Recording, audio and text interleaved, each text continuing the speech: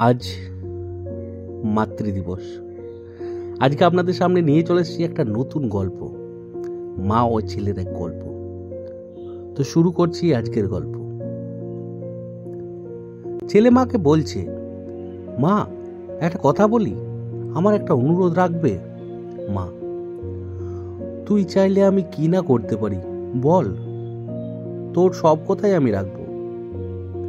ছেলে, তোমার বৌমা বলছিল তোমার বয়স হয়েছে, এখন তো তোমার শরীরের একটু বিশ্রামের প্রয়োজন। আর এই বাড়িটা খুবই ছোট ছোট ঘুপচি, তোমার কাশিটাও বেড়ে গেছে, আর ডায়াবেটিস তো আছেই, হার্টের সমস্যা, হাড়ের সমস্যা, আরও কত কি।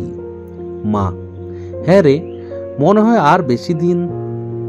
ছেলে, আহ থামো তো, তোমার সব সময় দেখাশোনার জন্য কাউকে রাখতে হবে। মা, আচ্ছা আমাকে তাহলে এই গ্রামের বাড়িতেই নিয়ে চল। ছেলে, না না না, ওই যে বৃদ্ধাশ্রমের স্পেশাল ব্রাঞ্চে ভর্তি করালে কেমন হয়? ওটাই বলছিল তোমার বৌমা। ওখানে অনেকে থাকবে তোমার মতোই, তাদের সাথে গল্প করতে পারবে। আর এ বাড়িতে তো আর কেউ নেই, আমি ব্যবসায়ী দৌড়াচ্ছি, তোমার বৌমা অফিসে, আর মিঠু তো সারাদিন স্কুলে। ওখানে তুমি আরামেই থাকবে মা, তাই আমাদের অনুরোধ ছিল। মা, আচ্ছা তুই চাইলে তাই হবে। ছেলে, থ্যাঙ্কস মা। আচ্ছা কালকে বিকেলেই কিন্তু তাহলে ওখানে যাচ্ছ, তোমার ব্যাগ গুছিয়ে রাখবে। পরের দিন অস্বস্তিকর জ্যামে আটকে আছে মা ছেলে।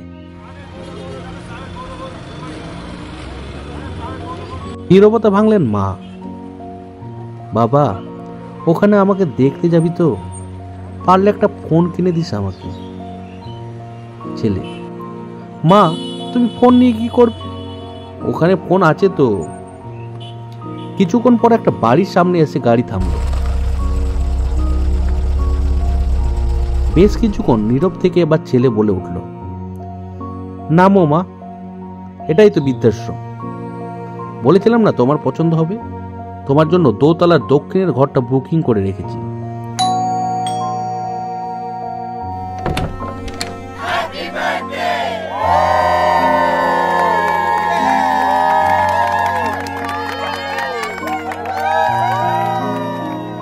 দরজা খুলতেই চমকে গেলেন মা।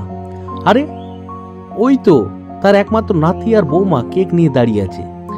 এত বেলুন আগে কখনো দেখেননি, এত আয়োজন করে কখনো কেউ তাকে জন্মদিনের শুভেচ্ছাও জানায়নি।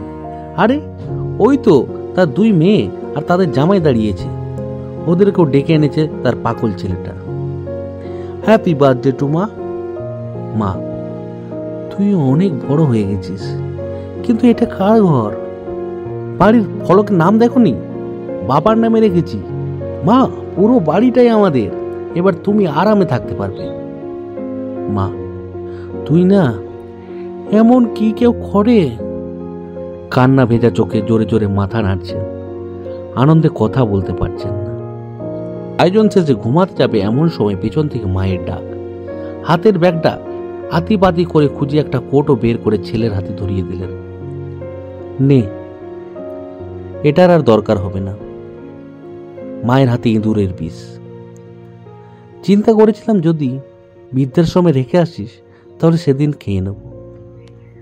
ছেলে, ধুর মা, কি যে বলো, এটাই তো আমি কাল রাতেই পাল্টে তোমার ক্যালসিয়ামের ওষুধ ভরে রেখেছি, তুমি ঘুমাও। মার আজ আর কিছু চাওয়ার নেই, আর কিছু না হোক তার ছেলেকে অন্তত মানুষ করতে পেরেছে সে। যাক, আজকের ঘুমটা সত্যি আরামের হবে, ঘুমের ওষুধ আর খেতে হবে না। গল্প আমাদের এখানেই শেষ হলো, কিন্তু গল্প শেষে একটাই অনুরোধ, প্রত্যেক সন্তান যেন তার মা বাবাকে এইভাবেই ভালোবাসে, এবং মা বাবার শেষ বয়সে যেন তাদের বৃদ্ধাশ্রমে না পাঠায়। ধন্যবাদ। গল্প ভালো লাগলে অবশ্যই শেয়ার করুন।